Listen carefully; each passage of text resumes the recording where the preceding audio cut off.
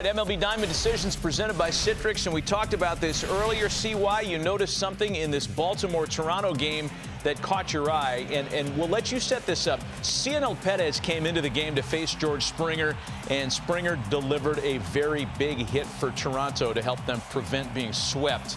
You have the backstory on this and why it was such an interesting moment. Well, I was watching the game live, and when I saw everything transpire throughout this inning, it made me think of Bo, actually, because it reminded me of how hard it is to be a manager in the big leagues and all the decisions that you have to make, all the things that go through your mind when you're trying to make a decision on what's best to help your team win the game. And watching this Blue Jays-Orioles game, Stripling was throwing a gem. It was a pitcher's duel by Stripling and Boss going throughout the game.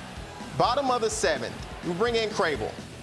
You're assuming he's going to get the whole inning. He gets Kirk to fly out. You get this little bloop hit by Teoscar Hernandez, single. No, it's a ho-hum hit. Bichette with the hit and run. I don't know if it was a hit and run, but it looks like a hit and run. First and third, one out. You have Crable on the mound. You have Perez ready to go, ready to come in the game if he's ready. It's a lefty or a righty. I understand it's not as easy as saying lefty or righty, but with Tapia coming up, there's a decision to be made about who am I going to try to let face Tapia and who's on the bench that's going to be available that could pitch hit for him.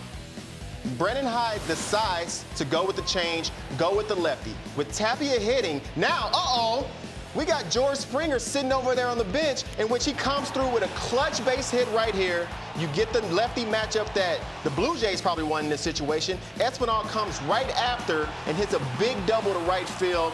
From here on out, you walk the next hitter, the inning gets completely out of hand. It goes from 0-0 to somewhat of a laughter by the Blue Jays. And as I'm watching the game, I understand it's way harder when you're in that managerial seat. I completely get it. When I'm watching the game, as I see Crable in the game, I say, you got to give him this whole inning. That's my opinion. I said, you can't bring in this lefty when you know Springer is sitting over there on the bench. Because that's not the matchup you want. That's not the two guys that you want to see line up that could end up costing you the game. So with me working with you today, I'm like, this is a perfect question to ask Bo. Like, what are the things that are going through your mind when making this decision? What do you think should have been done?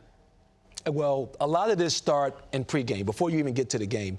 And I think back to a mistake that I made early on in my first year managing. I had Eric Bedard on the mound. We were playing the Rangers, and had a right-hander that was due up, Gentry. Gentry was due up, and I had a righty ready, Philip Umper. I bring Umper into the game. They pinch hit the lefty, was Leonis Martin. Okay. Leonis Martin, two RBI single.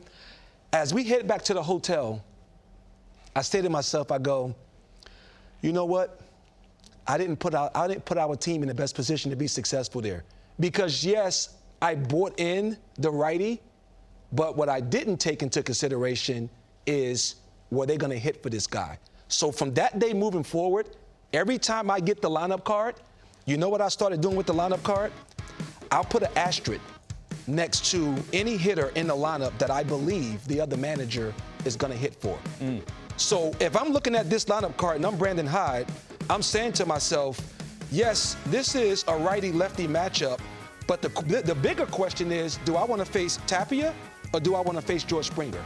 And for me, I'm facing Tapia with the righty because I'm not going to give them a chance to put one of their best hitters into the game in an RBI situation. And does it not matter what the matchup says? Let's say Springer is hitting let's say Springer is hitting worse off of lefties than Tapia is off of righties. Would that not matter, or is it the fact that it's Springer and I'm not going to let that guy beat me? Let me tell you about star players or everyday players. They're actually more dangerous on the bench than they ever are in the lineup.